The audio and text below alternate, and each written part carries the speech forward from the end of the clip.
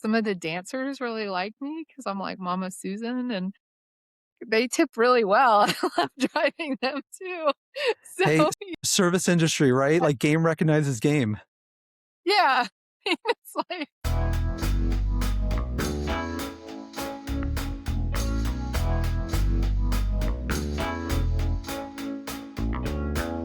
Hi, everyone. This is International Dribble, and I'm Czech Kona. Today, our World Cup travel previews bring us to a place near and dear to me, a place I've called home for a few years, a long time ago, the 404 itself, Atlanta, Georgia.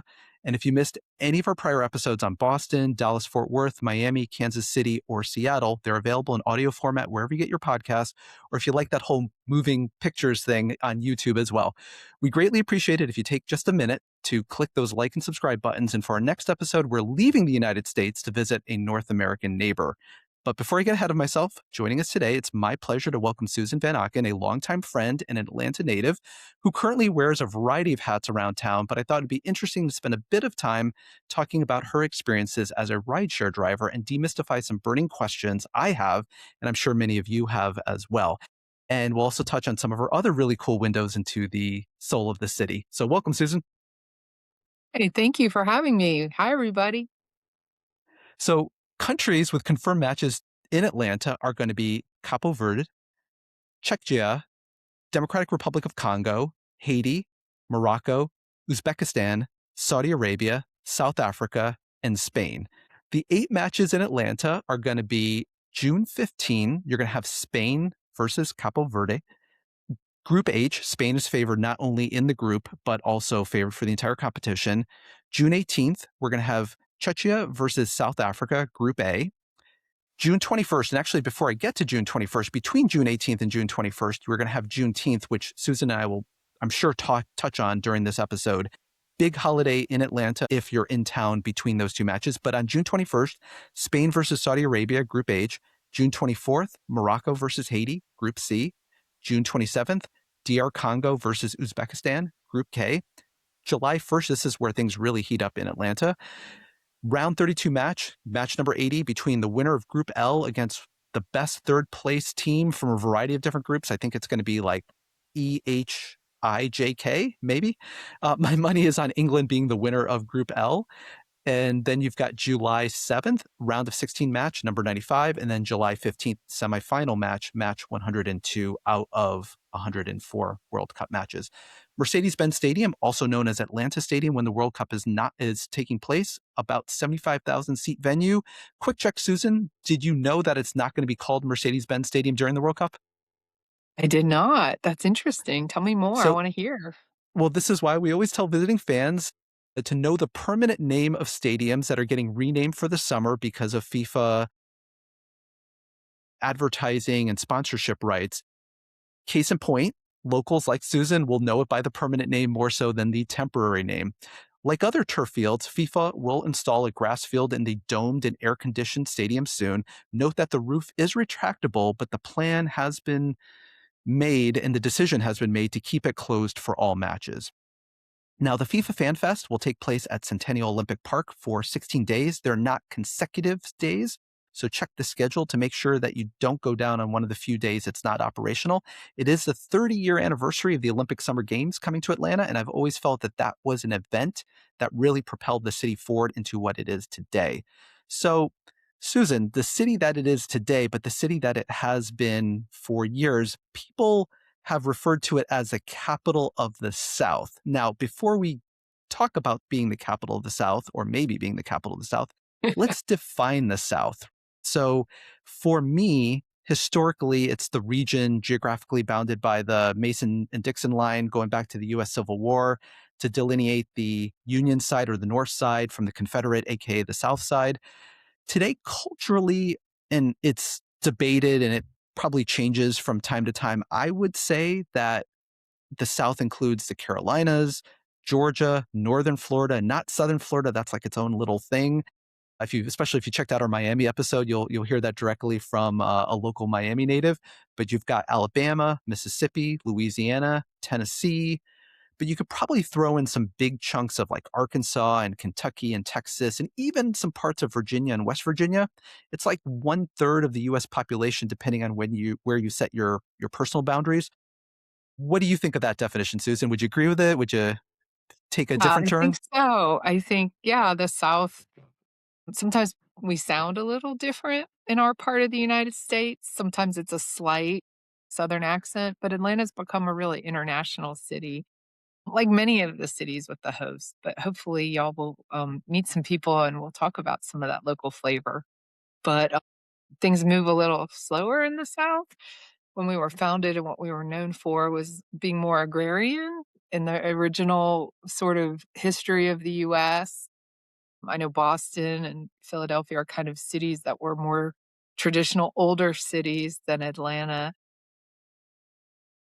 Georgia is known for plantations, big farms.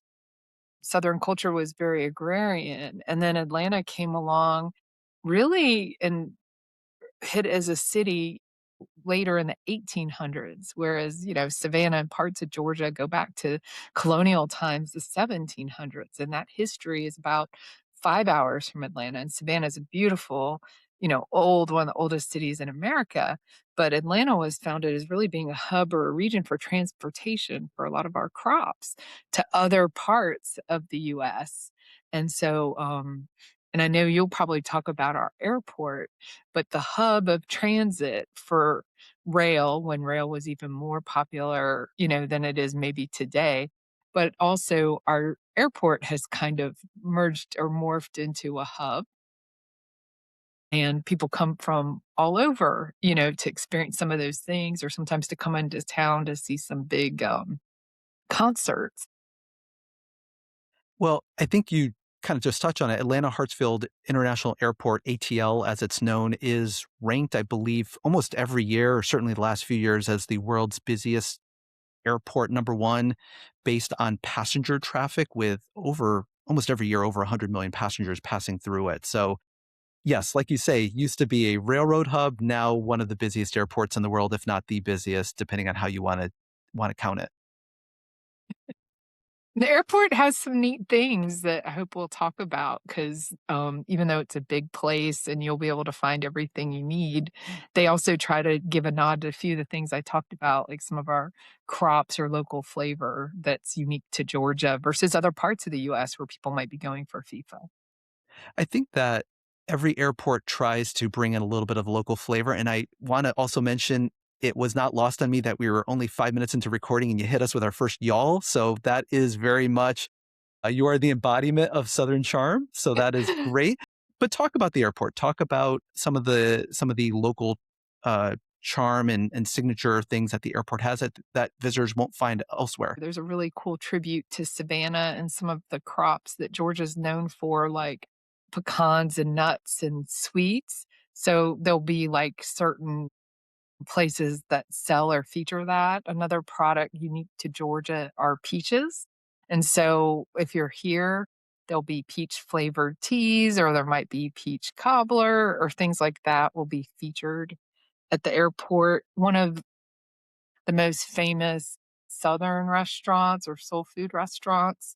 And I don't know if we'll talk about that, but there's a place called Pascal's at the airport, and it's really famous for soul food or Southern food, which is sort of a meat and certain vegetables that are cooked a certain way with maybe not the most healthy, but certainly tasty. And some things are healthy. They do cater to vegetarians now, and I think they took pork out of the collard greens. I think the first thing you'll notice, and a friend of mine recently was in another city and, they told me, "Well, gosh, they're from New York, and they recently visited Boston for a conference, and they said, I really forgot," and I started smiling and saying hi, and I forgot they don't really do that as much. In the Southeast, people really kinda smile and look you in the eye and might greet you, and to some that's culturally different depending on where you are in the US, but we tend to be pretty friendly. That's Southern culture or Southern hospitality. I will also mention that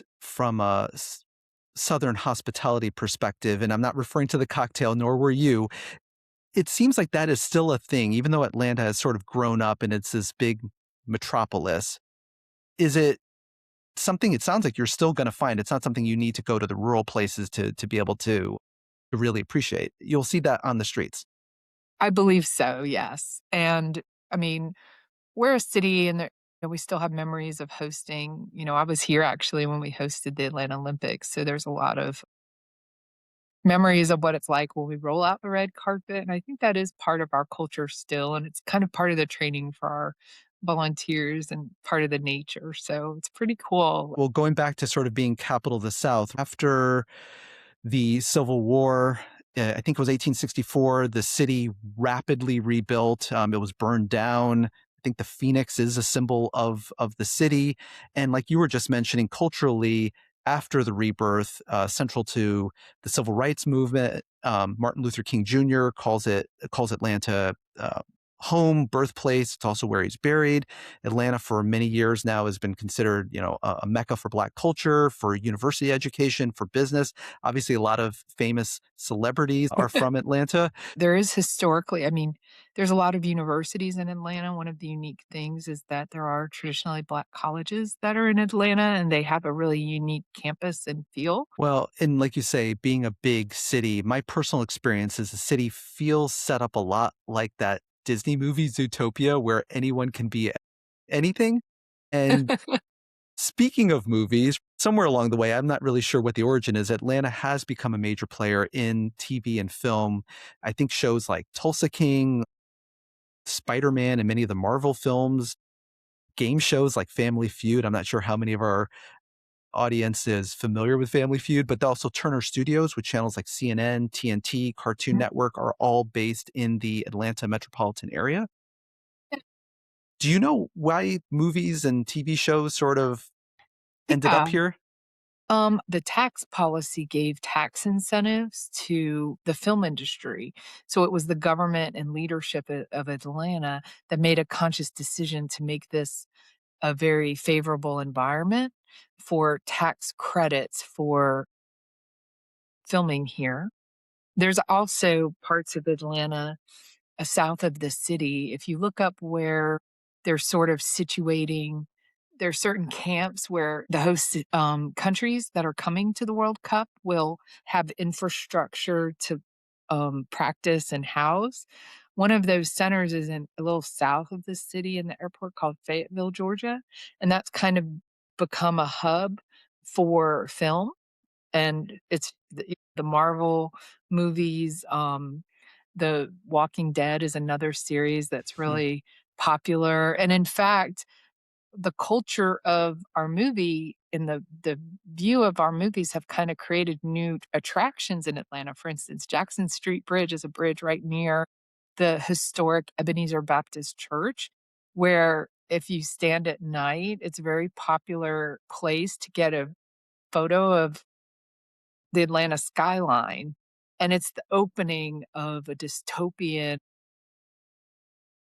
I don't know, opener for this show, The Walking Dead. So, it's kind of the film but there are lots of fun tours you can take of the city too if you are a film or movie buff to really explore that part of Georgia. Also, there was a Stranger Things is another show that was filmed in Atlanta, and it's kind of exciting. I like to take visitors to the site of what was the lab in that movie, so, yeah.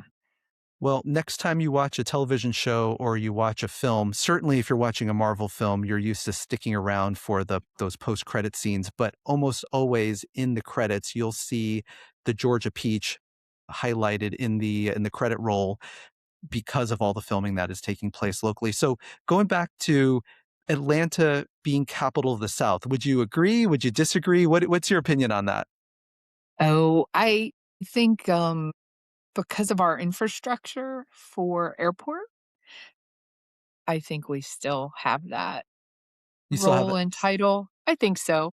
On the transportation topic, and before we get to ride sharing, let's talk a little bit about public transportation. So, Oh, yeah. MARTA, which stands for Metro Atlanta Rapid Transit Authority, operates bus, rail, streetcar services. I've personally used MARTA rail countless times to get from the airport to where I lived, and from where I lived to popular sites and activities. And it's pretty robust in the city center, but it'll actually take you out to surrounding regions as well, where you can then call a rideshare to get your way to a specific destination. I don't personally recall taking MARTA buses, but I'm sure I have at least, a few times.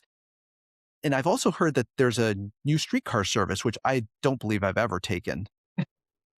Yeah, the streetcar service goes to certain parts of Atlanta, but Atlanta kind of has a city core or a central part, and the streetcar service might not be as extensive as when you are here. There's also a neat hub of Atlanta called the Beltline that is very popular, and I know you mentioned that FIFA has some very official festival activities, but this Beltline that's restaurants, walking parks, it's kind of got some interactive exhibits, something called the Illuminarium.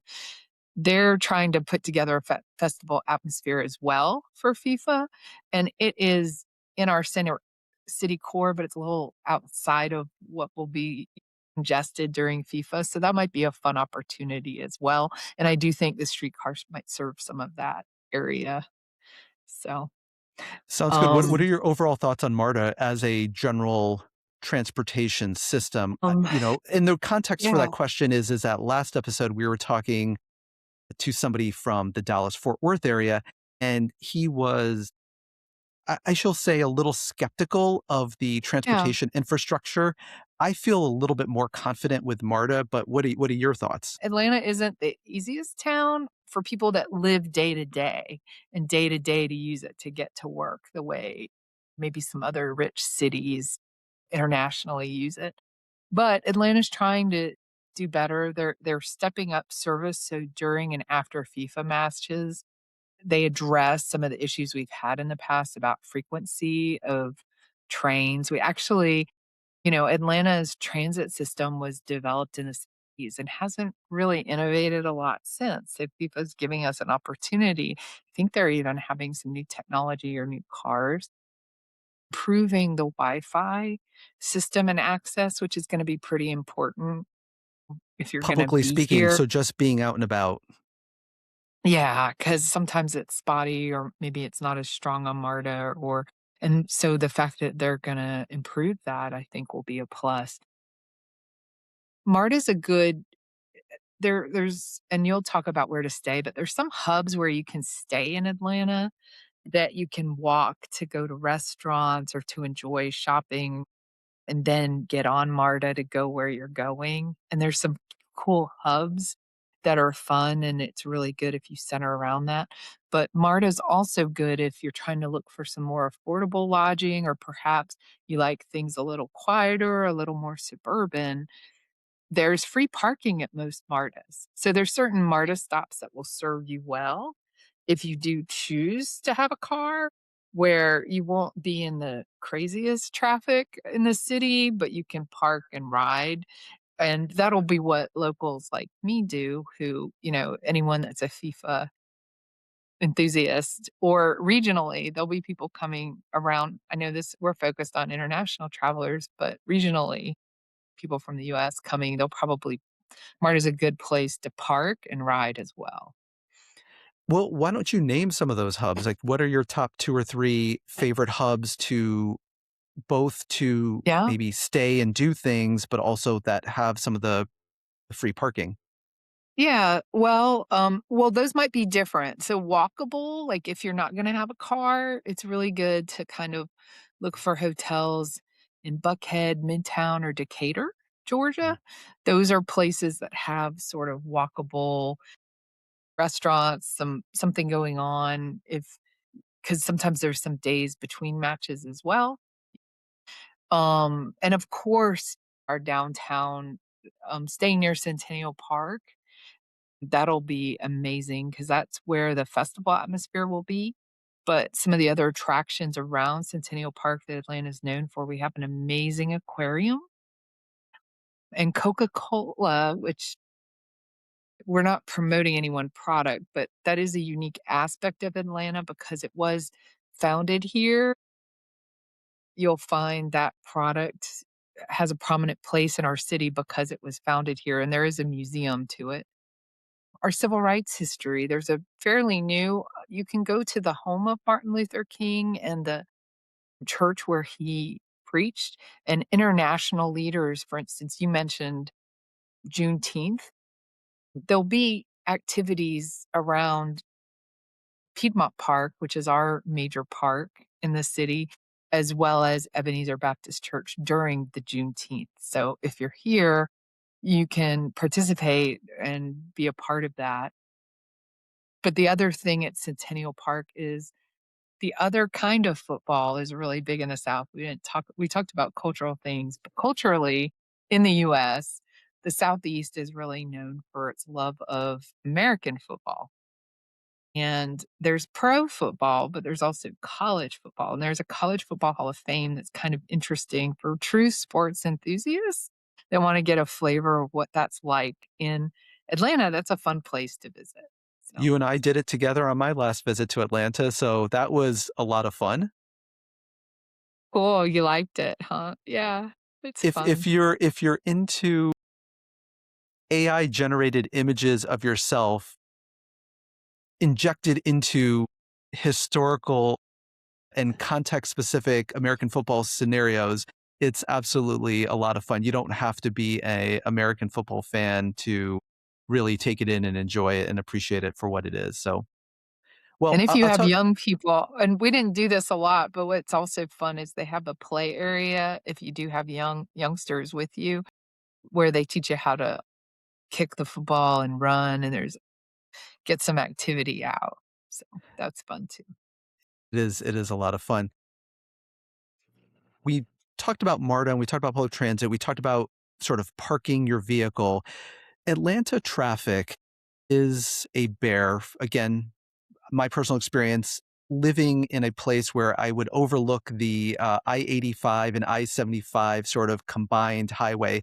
A lot of lanes, but all the lanes are used quite a bit. So I would say net would recommend MARTA as much as you possibly can. I think it does work pretty well. Like you say, they are trying to up level it and improve it, but at the same time, it's pretty functional from my experience. And again, you don't need a car. I think a lot of the guests that we've had on this pod in previous episodes are like, oh yeah, just rent a car. I will say that sometimes if there's a language barrier or your traffic laws in your home country are different than in the United States, it may be daunting to rent a car. And then on top of that, I don't think the inventory of rental cars is going to be such that everyone that wants a car will be able to get one. I do think that the airport and other rental car facilities will sell out. So I would give MARTA my seal of approval, I guess is what I'm trying to say net in all of this. Also, we didn't talk about it, but there were some places where I said if it's more affordable and you might want to look at Alpharetta is a real popular Mm. place that's a little ways out of Atlanta. But if you park your car, there's, I guess, uh, North Springs MARTA. There's certain MARTA stations that are very convenient if you to avoid the traffic that gets thicker in the kind of the center core of our city. And another interesting area where there's a lot of infrastructure for hotel and entertainment is the Atlanta Braves has a park called Truist that has a lot of hotel and just destination fun. That's where if any Formula 1 fans are, there's a Formula 1 arcade. There are not that many in the country or in the world, and that's one of the new attractions near, 75, so Truist Park, so there's a lot of hotels there, and so there is intermodal transportation, or plenty of rideshare around there if it's I think the prices to stay Buckhead, Midtown, right near the stadium might be a little more. So that and also staying near the airport is a good option too. That's those neighborhoods are College Park and Hateville. Now they are not as walking oriented. If you stay at one of those hotels near the airport, it might not be as much of a walking city, but I wanted you to know those are good hub options as well. And I just thought of this, but I believe it's south of the airport. There is a city where you will see more golf carts than you will see vehicles or automobiles, I should say. And I believe that city, is it Peachtree City? It is, it is. Peachtree City is a really unique city. Atlanta, we talked about the Atlanta airport, and it's a hub for very large particular company, and they have the Delta actually has its own museum for aviation near the airport if you Mm. stay there. But what's interesting about the golf carts and the community is there's 2 communities in Atlanta that have been key. Our aviation community, a lot of our pilots live in Peachtree City, and then actually, Peachtree City isn't that far from Fayetteville, where I told you a lot of the movie industry is, and so Peachtree City and Fayetteville are kind of adjacent to one another. As far as where to stay, that's where some of the soccer players will be in Fayetteville, as that's one of that and Kennesaw University, and Kennesaw University is kind of near that Truist Stadium. That's where the hub is gonna be for the players. I just thought of it because if you've never seen a golf cart traffic jam, that's where you can go to take in those sights. So let's get to rideshare or your role as a rideshare driver. Now, before we begin, I will quickly mention to everyone that we're not going to give any free advertising to any rideshare company. So we're not going to name the company that you work with directly today. But as a pod that also covers European football, there is a from the Lake Como area in Italy. And if you just Google Como kit image, the answer will be obvious because they sponsor their jerseys. So, as a rideshare driver, I have so many questions, and I'm sure people visiting from other countries may have questions for you. But first of all, I guess just big picture, your perspective on the World Cup. What are you expecting as a rideshare driver to experience as the World Cup is taking place? No, well, we're excited. I know there's a lot of incentives to keep people driving during World Cup, or there are a lot of people like me that at one point I did that more, who are gonna be active during the World Cup. It'll be exciting. We're kind of studying and learning. There's certain times where I've had to pick up people at the Mercedes-Benz Stadium. There's designated areas for rideshare to pick up and drop off. So you'll wanna kind of stick with that, because sometimes I've had this interesting experience where you wanna get to your customer, but you don't realize that 2 blocks away, they might be diverting traffic so that we can't reach you. They'll close streets when there's big events.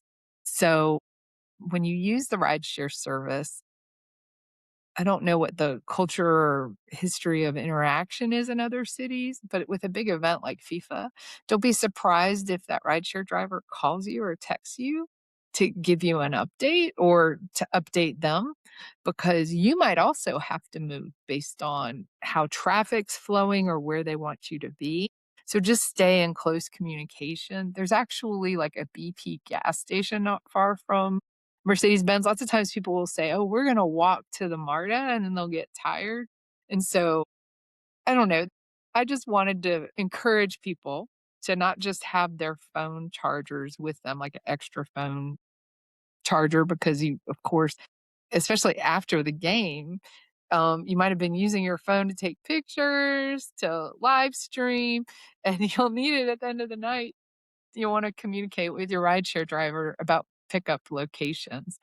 So, try to stick with what they recommend, but when it doesn't, just be open to texting or receiving communication or even a call, because sometimes we drivers will try real hard to get to you, and they just close the streets, sometimes for good reason, to protect you or to protect, protect the our visitors, so that's my Well, tip.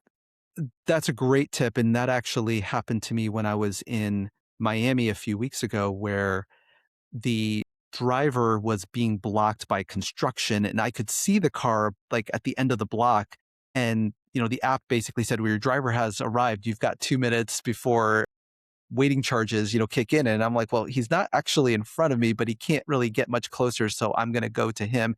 But to your point about communication, is language ever a barrier? I mean, again, if everything goes smoothly, the app is preloading where to go. But if you're communicating back and forth with the customer, have you ever had language be a barrier? I'm blessed in that I speak Spanish. I mean, Mm. certainly it's a very important language in the Americas, Mhm. but I when I was listening to our matches that we're hosting. I was kinda sad, except for Spain, you know? Usually, we have a lot of exciting Latin American teams, and they'll probably be in other cities. But, Atlanta's a pretty international city. There are a lot of international kind of residents that do rideshare. So, I have not had a language barrier so far, but with technology and Google Translate, voice, I think people should feel comfortable, rideshare drivers, and there are a lot of them that are way more fluent and multilingual than I am, but I am bilingual, but there is a strong international population of Atlanta that goes beyond just European cities. I mean, a lot of rideshare drivers really are from a bunch of different African nations, and we have a really rich Asian American culture, and you'll hear a lot of Asian languages spoken in Atlanta too. I think we'll at least there's some cities like New York where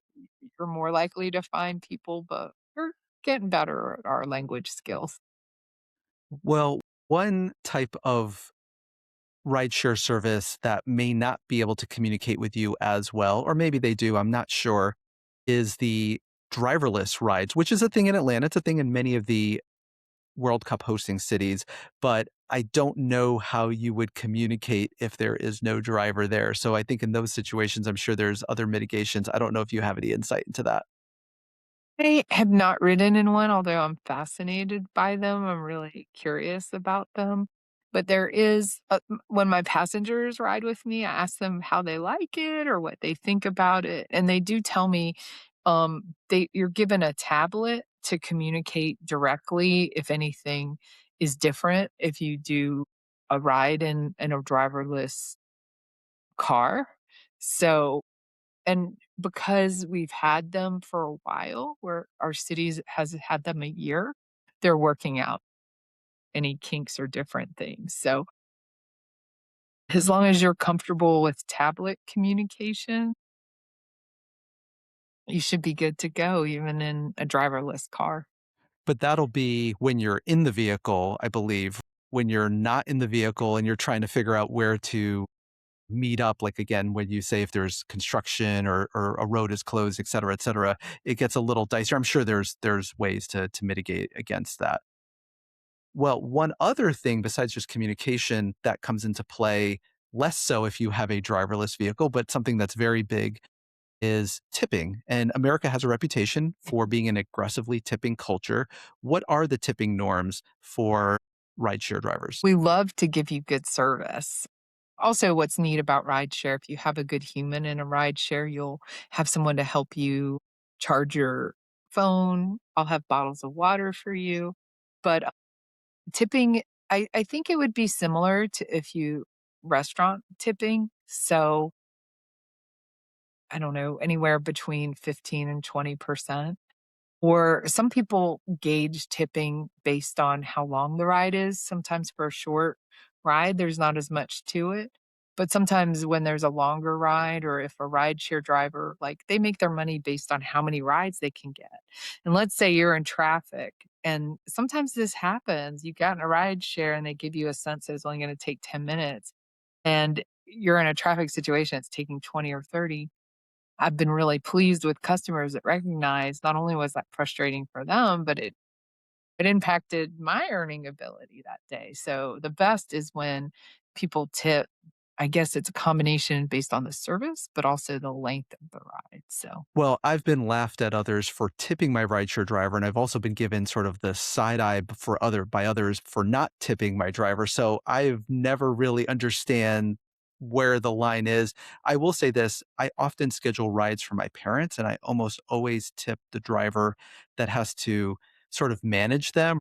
Sometimes I have to corral them into the vehicles. My parents won't know which vehicle is for them. And so I will actually ask the driver to get out of the car and shout out my parents' name so they know where to go, or they'll help them with their luggage or other things. Those cases, you've definitely earned your tip in that particular and situation. there are some rideshare drivers. Well, and there's another rideshare tip I wanted to offer that's kind of new because there are, concerns with safety or sometimes language.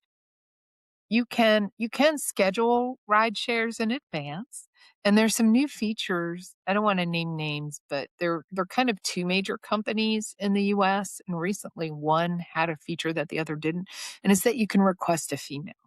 And Hmm. that's really important for some female drivers, or sometimes I've had families that prefer that.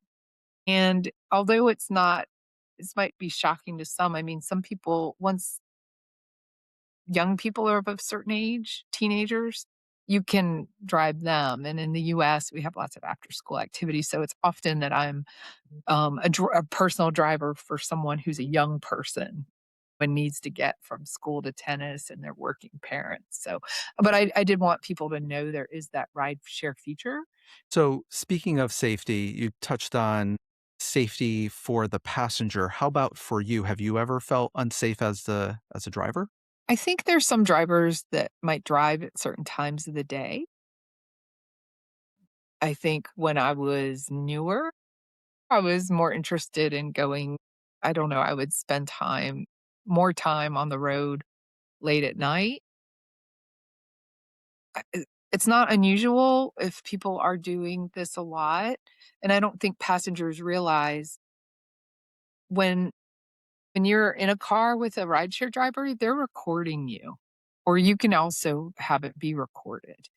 And that might be anything you say. So even if sometimes I've had the experience where I wasn't unsafe, but I felt very uncomfortable with the privacy where people were having a very private conversation,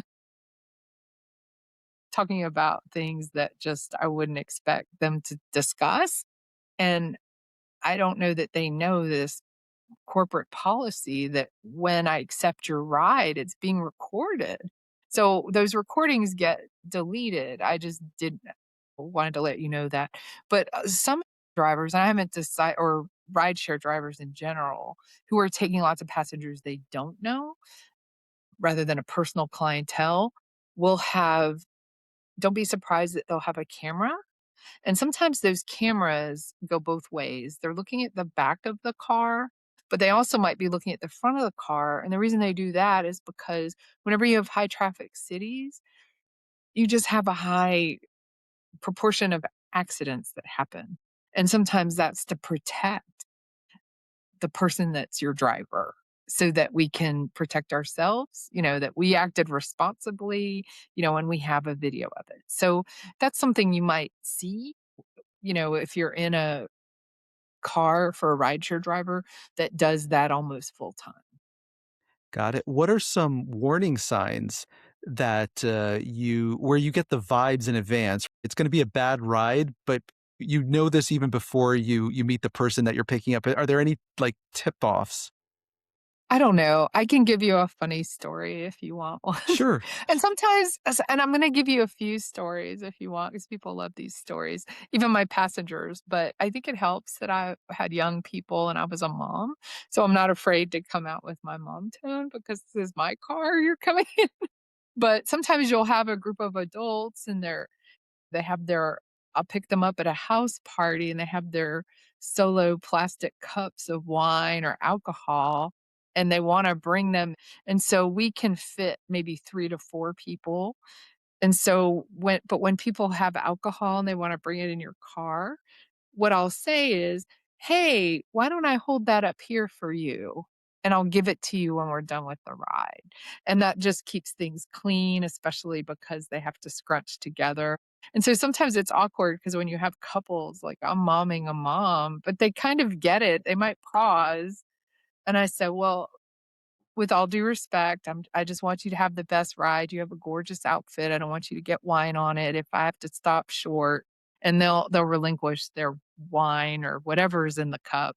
Or I'll tease the guys. I was like, "Well, I only drink on Tuesdays and today's a Thursday, so your drink's safe up here with me." So, I mean, that's kind of how I manage that situation. Sometimes people will think like one of the most popular places, and I've taken couples as well as groups of men to strip clubs. And so those are always really respectful. Lots of times they're shy because they're going, or lots of times couples will go, hee hee hee hee. we were here for a birthday party, but it's a common thing. And sometimes some of these clubs have actual like dancing or nightclub that's separate than that, that people like to enjoy.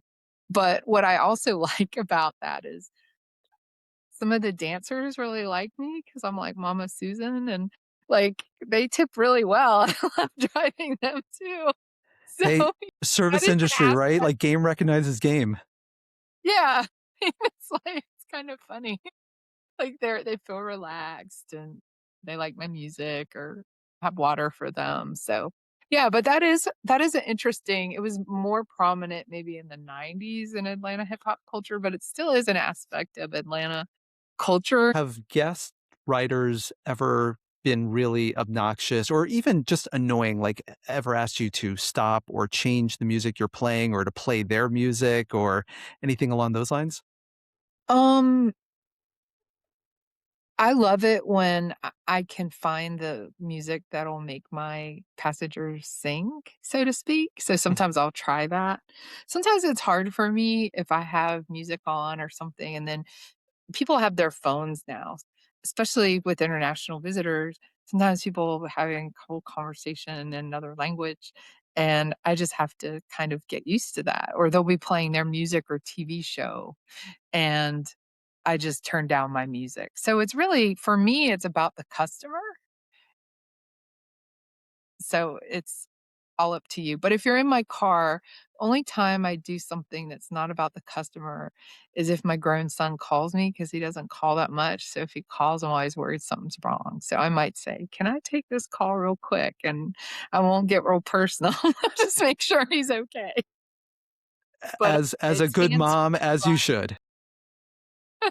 So So, right before we got on, I checked my passenger rating on one of the rideshare apps, and my rating is a 4.91. Okay, two questions. Number one is how concerned should I be that my rating isn't higher? And number two, would you pick me up or would you hold out for someone better? You'd be all right for me. Oh, I think yes. mine is maybe 4.93, so it's not that much. As and what's funny is sometimes rideshare drivers, we have the other side of it. Um, you can see the ratings of your rideshare drivers as well as they can see your rating. Some rideshare have a filter for taking people with extremely low rating. So if you do have an extremely low rating, that might impact your ability, let's say, in a World Cup situation if people are trying to find a driver, but that rating wouldn't impact you. But international visitors might not have a rating, and so it's good for you to know that if you don't have a rating, you start off with the highest rating. So it's I was you'll just be all wondering set. about that. Yeah, do you start with a zero point zero or do you start with a 5.0? Right, So you start I'm no, you start off the assumption that you're amazing. So, that's and also we talked about tipping culture with rideshare drivers. There's a gamut of people who tip and don't tip, but in the US or especially in Georgia, with restaurants and restaurant servers, there's much more of a fierce bias toward tipping in that industry, more so perhaps than some of the gig economy. So I just wanted to let your visitors know that if you're at a restaurant, even now with quick service, there's if you use your card, an option to tip, and that might be optional. But if you're sitting down and a person is serving you and refilling your glasses, be sure that there's more prominent tip culture there. I will say, and I don't know that this is necessarily the case in the metro core of Atlanta, but I will say that in general in the South, you said this earlier on, but I notice this especially at restaurants, things tend to move slower. I have had some of the slowest service of my life at restaurants in the US South. And the good part of it is, like Europe and like some other countries, they're not shuttling you out very rapidly because they're not coming around enough to sort of like, keep the pace of the encounter going. But I will just say that the usually the servers are awesome, but they just tend to be a little bit more, give you a little bit longer rope to breathe in the restaurant than certain places up north. At least that's been my experience. Yeah, and there's some places that have more of a, I don't know, Britain or Germany where people go to be trained in service. There might be less of that culture in a big city, so it might be young people or people that don't dedicate their life to service, so there's that different aspect too to that. Um, we also walk slower in the South. It's also really hot.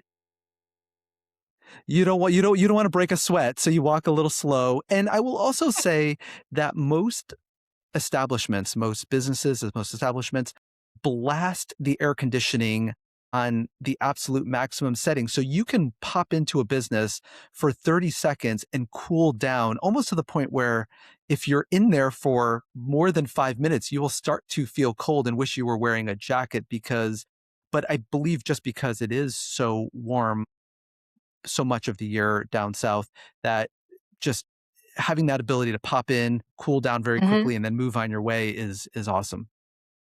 I have some regular also, the air conditioning is kind of an interesting thing, but in some cities, especially where it's cooler in the US, drivers don't use their air conditioning. You won't have that in July in Atlanta, and if anything, if your driver is wearing a sweater and you're thinking, "Well, that's odd," it's because we're sitting in right in front of the air conditioning.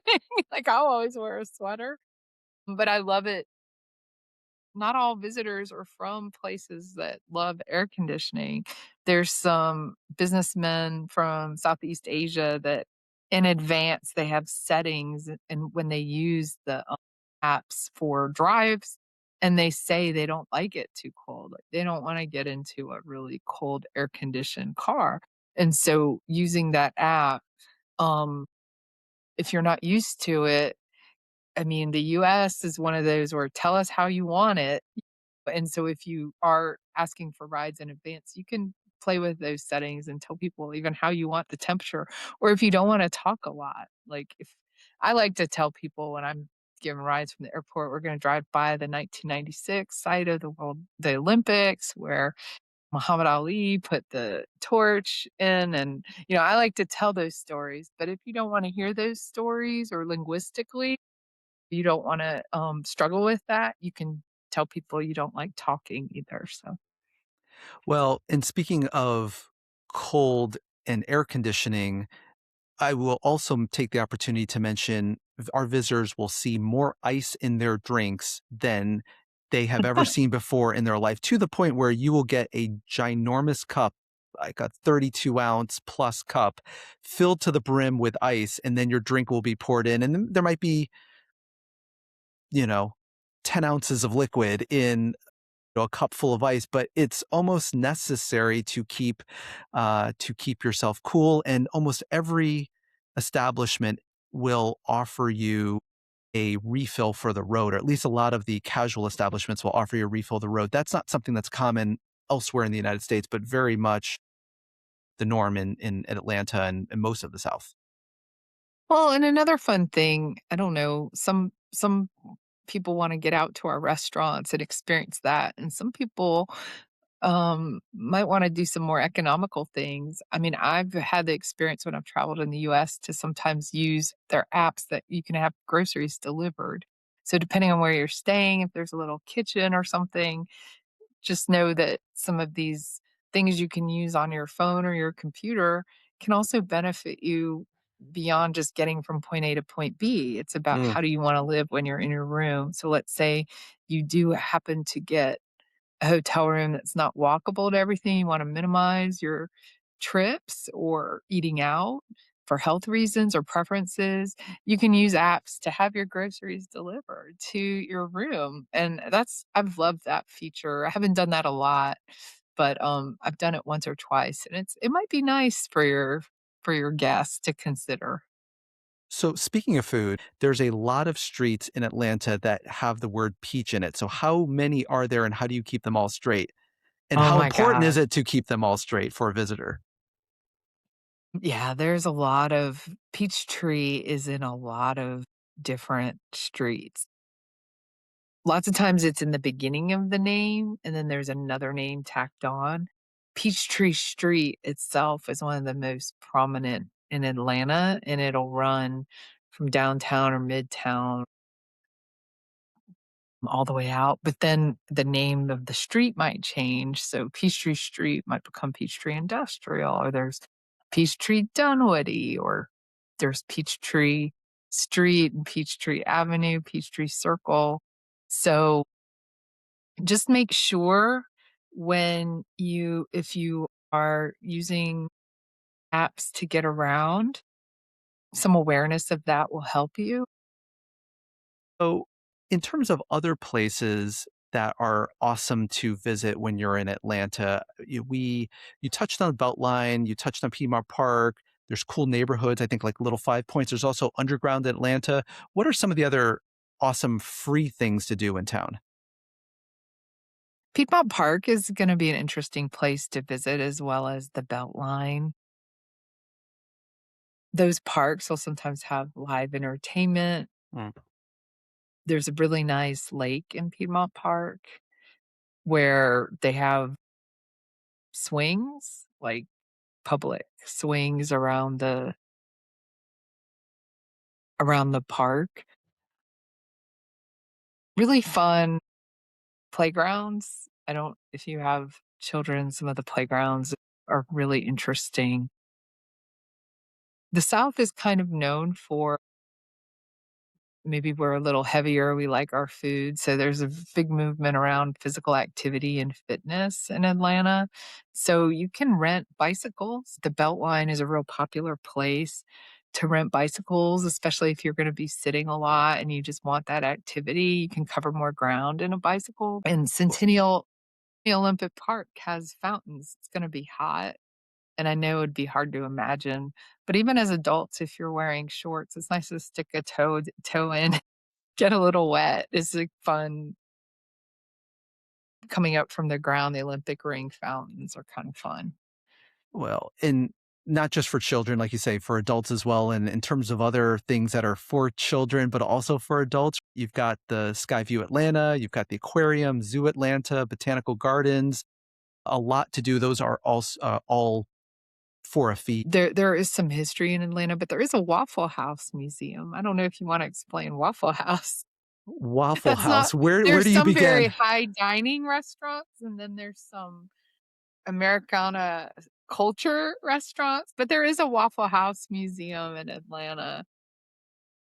Well, And there so is it a Anthony Bourdain video, if some people know Anthony Bourdain, he did a very funny review of Waffle House if you wanna catch that on YouTube, but let's see how Chet does with the Waffle House.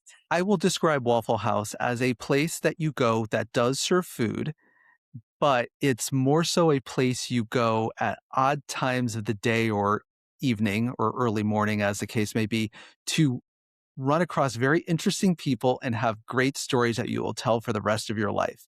And it has its own nomenclature when it comes to the menu. So if you do go, you may want to quickly do a search on the terminology to use inside the Waffle House. They won't hold you to it. They'll accept almost anything, but if you want to be kind of in the know, there's a terminology guideline for Waffle House. But again, for me, it's less about the food and it's more about walking away with some very interesting stories about my trip to Atlanta. And the other place like that, Chet, we haven't talked about is the Varsity. Now the Varsity so the Waffle House is probably more traditionally breakfast food, but the Varsity is Americana. It used to be one of those drive up places where people on roller skates serve you, but it's still very popular in Atlanta. And if you stay in some of the less central parts of Atlanta, there are a handful outside of the city, but the original one is in the city, near and dear to my heart, right near Georgia Institute of Technology, which is one of our universities, world-class universities. So did you wanna say anything about the Varsity or how you feel about that one, Chat? I, I, It's not for vegetarians necessarily, although I do have some recommendations if you are vegetarian. I have lived a block away from the Varsity, as probably have you at one point or another. And the smell that emanates from that place, is of oil and grease because there's a lot of that going on in there. It's like what do they say on amusement park rides? Do not enter if you're pregnant or may have heart issues, or basically all that applies for the Varsity as well. But it's definitely a great place to go if you're visiting. You, like you say, it's a piece of Americana, it's a piece of Atlanta that you just have to check out. You couldn't make a trip to Atlanta and not visit the Varsity or not visit a Waffle House for that matter. It is kind of one of our unique places. And if you don't like meat, you can they have like an orange slushy drink, orange drink creamsicle, or they have a drink that's very famous to them. So there I are options for everyone if you want the experience without the necessarily meat. I dream of that orange creamsicle shake that they serve there. It's amazing. My 2 thumbs up. Even like I said, even if you wanna avoid the grease and all that other stuff, The feel onion free to. rings. Onion And the onion rings are rings, great. yes, the onion rings are also to die for. So in terms of museums, we touched on Martin Luther King Jr. National Historic Site earlier, but there's National Center for Civil Rights and Human Rights, Fernbank Museum, Jimmy Carter Presidential Library. Now is maybe a good time. Talk a little bit about Juneteenth and the importance of the holiday, which symbolizes the end of slavery in the United States, Yeah. and why it's such a big deal in Atlanta. Now, keep in mind, Juneteenth this year will fall on a Friday, so that's going to be June the 19th. There will be events and celebrations all throughout the weekend. So 19th, Mhm. 20th, 21st. There'll be a World Cup match on the 18th and on the 21st, but the 19th and 20th, which are the two primary days of celebration, 21st being a Sunday also as well, there will be that one match. But talk a little bit about Juneteenth in Atlanta. Yeah. Well I mean, Juneteenth has not been a federal holiday very long. Of course, in the 1980s, the US government made Martin Luther King Day in January a federal holiday, but Juneteenth is a holiday in the 1800s when, um, Abraham Lincoln signed an order to free the slaves that were in the Southeast or the Southern states. As you know, at that time, now we use our phones and we get information very quickly. That information didn't reach people who were enslaved people in the United States, in our Western states. So it wasn't until, even though that proclamation was in January, it wasn't until June, 6 months later, that people in Texas even knew that they were free and emancipated. So it's a day of freedom, it's a day of celebration. There are a few centers of activity for celebration in Atlanta that mentioned. I mean, certainly the official place is, there's a big festival at Piedmont Park. There are parts of where Georgia State is, the Rialto Theater, some historically just really rich with Black culture and history where there's events, and you'll find that really interesting. Um, Auburn Avenue is an interesting part of Atlanta we didn't talk about because it's just so integral to Atlanta, but Auburn Avenue and the Auburn Avenue corridor is where Martin Luther King's home, the Martin Luther King Jr. Center is. There's some activity there as well. And the National Center for Human and Civil Rights, that is actually the home, just like presidential libraries are created as the home for presidential records. The National Center for Human and Civil Rights is where Martin Luther King's records reside. So that's kind of interesting when you see that. So that'll all I'm not sure that I'm pretty sure the museum will have hours, but you'll just wanna check. But a lot of the activities are kind of festivals and music, things outside, street vendors, things like that. So, in Centennial Park will be, probably have some activity as well. The World Cup will also be taking place over the 4th of July, the 250th anniversary, as we've Mhm. mentioned on previous podcasts. And also, as we mentioned specifically in our last episode, Americans are obsessed with fireworks during the Independence Day celebrations. It's the line in the national anthem that talks about bombs bursting in the air. I think it's sort of directly feeds into this tradition. In Atlanta, you'll find them around Lenox Square and Buckhead in the Buckhead area, Roswell Park, many other suburbs in the city center, Centennial Olympic Park, where we've mentioned multiple times where the Fan Fest is. There will be fireworks there. If you want to make the day trip to Stone Mountain Park, I think they designate the entire week for special fireworks. And you can actually kill two birds with one stone if you go to the Atlanta Braves baseball game. I think it's going to be Yeah. versus the New York Mets. They will have post game fireworks from the second to the fourth. The Atlanta Braves, you mentioned Truist Park, and it's sort of a world class uh, dining, entertainment, sports venue, kind of a whole town sort of surrounding with hotels and other things surrounding the park. You're going to have Milwaukee, St. Louis, San Francisco, the Mets coming in during the time of the World Cup. And again, if you come in during the Mets, they'll have fireworks for that. Um, any other things I've missed in terms of 4th of July celebrations? Well, another unique aspect of the Southeast, Chet, that might be different than where you are is that it's legal for individuals to have fireworks in Yes. Atlanta, It and is that's not that regulated way on a in every state by state. state basis. So yes, in Yeah. some states you can. Usually what happens is every other state. So like for example, in New York State where I live, it's not legal, but in a bordering state like Pennsylvania, it is. So everyone goes across the border. Most of those firework stores are right on the state boundaries. But it sounds like in Georgia Mhm. they are legal. They are, and they're cheaper, though, in Alabama, so, um but what I wanna tell your listeners is, let's say you're coming to FIFA World Cup and you have a cousin and you're staying in a part of town that we haven't talked about yet that might be less centrally located to FIFA. If you're in a neighborhood, you might still hear and see fireworks, and it might not be one of the official city celebrations. Our street, we have fireworks in certain parts of the city, Buford Highway, where fireworks, like in South America and Central America, it's really common. Like, I'm gonna hear lots of fireworks. Cinco de Mayo is coming up, depending on where you live. But yeah, I mean, you'll hear them. People try to be careful and follow the ordinances. Local ordinances only give you certain times of the day. But I just wanted to let you know that even if you're not in one of the central locations, you might be trying to get from point A to point B, and you just got out of the fireworks and you're gonna see more fireworks. It's possible.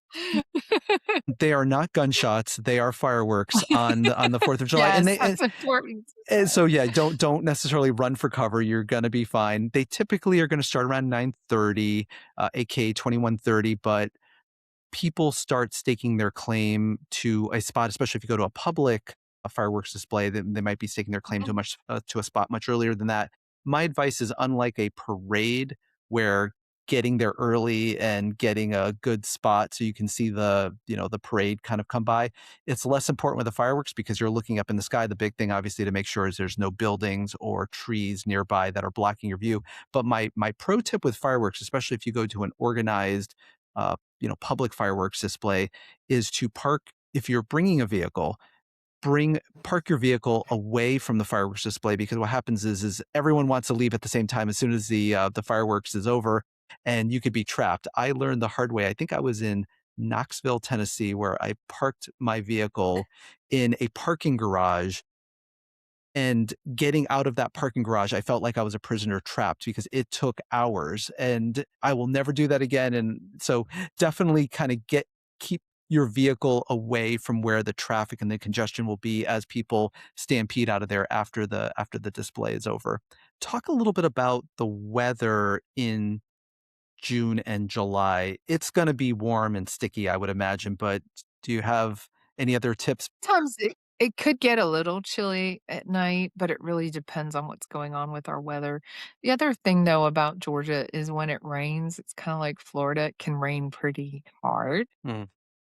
So just pay attention to that, but you will be warm. It's humid in Georgia. So, you'll just want to have a hat or some head covering.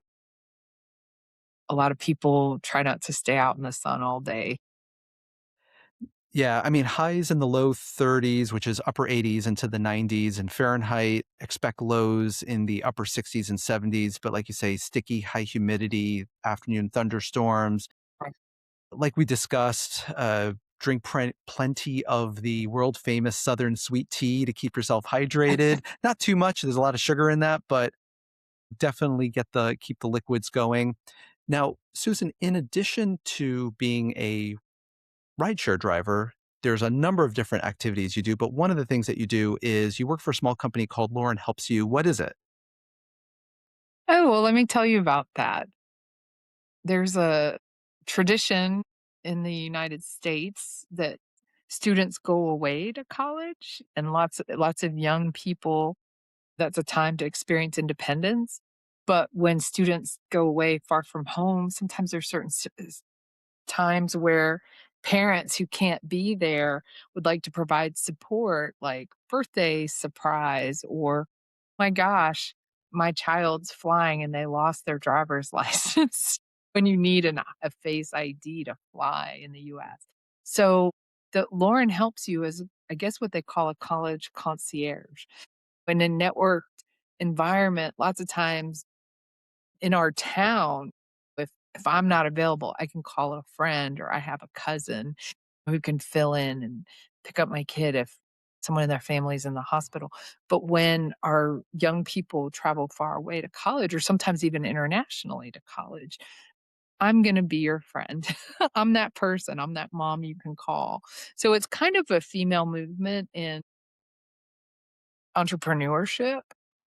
We do this for the fee, but Lauren, who in Ohio State, was stepping into this role for my son when I was working full time in a traditional job in the US. And then later, when I had the opportunity to retire and step back, and I thought about what do I want to do? I was like, I want to do that here in Atlanta because I am a local mom, I'm a local resource. I'm doing everything like I have a birthday party I'm planning this week. I have it's move in, move out time for people, and one family is international and their son has to move from one apartment to another. So I'll be helping the mom who's coming in from Asia, and I'll be able to get her settled and where she needs to be. But I'll also help with that physical move, getting organized with the move and then the transportation for the move. So it's services like that or things you can't think of. I have another young man who his mom isn't sometimes things happen with us as adult parents and we want to be there, but she has some health issues. So her husband's going to go, but the young man can't clean his apartment as you would for a move out. So I'm going to help her find a cleaning service because I'm local and I know, I have friends that have other cleaning services. So I'm pre interviewing them locally and then going to do these service recommendations. But we also do things for finals. There are other services like that, but that's Lauren Helps You. It's a college concierge. Right now, I serve Emory University and Georgia Tech, Georgia Institute of Technology. There are other universities, and they're really all over the US. So, but I choose to serve these universities based on the communities I live in. If I'm your know-how and your know-who, I don't know as many people the further you get from my community. So I'm your know-how, know-who mom. And so, that's why I serve the universities I do, and those universities have an amazing tradition, and things are changing, but of international students. So I don't just serve US clients, but also international clients as well. No, that sounds great, Susan. And really, you as a Atlanta native, as a rideshare driver, and also as someone that helps international students on a day-to-day basis, I think it's probably the perfect person we could have on to welcome the international community to Atlanta for the World Cup. So thank you so much for that. Oh, there's one more tip I forgot about that I wanted to mention just because I do work a Please, lot with college students. Is that okay? please. And maybe this came up in your other, but when you're going to sporting events in the United States for women or sometimes men, you need to have a clear bag. There's clear bag policies that are strictly enforced in the US.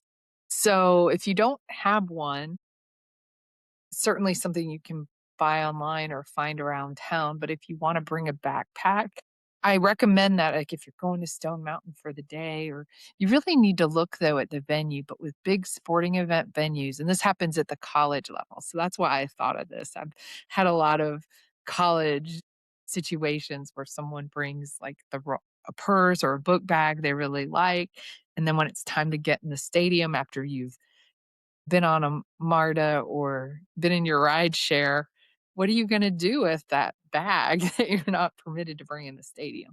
So, I just wanted all your FIFA friends to know that generally in the US, most stadiums have bag policies. They're published and, there's certain sizes and clear bags. So, It's good to know. It's good to know. And yeah, I mean, unfortunately, those clear plastic bags on a hot Georgia day can get a little sticky and a little soft and almost melting, but they're absolutely something you're going to need if you're going to go into a lot of those public venues. Susan, your final word on welcoming the world to Atlanta. I hope that once you've come to Atlanta, there'll be one of those things where you wanna either come back or spend more time at our city. But, we're excited to have you. There's a lot happening in our big city to get ready for all our visitors. Awesome. Well, thank you to everyone for listening. Thank you for Susan for joining. Again, you can catch International Dribble on Instagram, on YouTube, and wherever you get your podcasts, whether that's Spotify, Apple, Amazon, etc. Have a great day, everyone. Thank you so much, and we'll be back next week. Bye, y'all.